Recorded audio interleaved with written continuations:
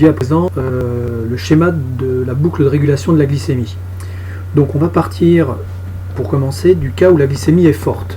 Suite à un repas ou quelque chose comme ça, la glycémie est forte. À ce moment-là, au niveau du pancréas, les cellules bêta vont sécréter de l'insuline. Et cette insuline va agir en fait au niveau des organes de stockage. Donc au niveau des hépatocytes, des adipocytes et des cellules musculaires. Au niveau des hépatocytes, l'insuline va induire un stockage du glucose dans les hépatocytes par glycogénogenèse. Elle va agir également au niveau des adipocytes en favorisant la synthèse de triglycérides et elle va agir au niveau des cellules musculaires en favorisant donc le stockage du glucose par, là encore, glycogénogenèse. On va donc avoir une glycémie qui va baisser et qui va donc devenir faible. Cette faible glycémie va être perçue, là encore, par le pancréas qui, grâce à ses cellules alpha, va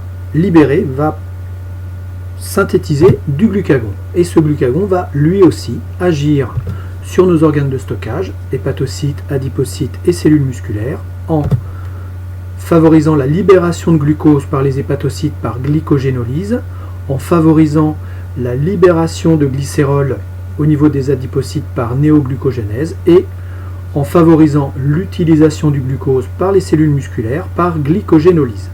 On va donc avoir à ce moment-là une glycémie qui va devenir à nouveau forte, qui va augmenter, et donc on va avoir une glycémie, je viens de vous le dire, donc qui devient forte. Et la boucle recommence.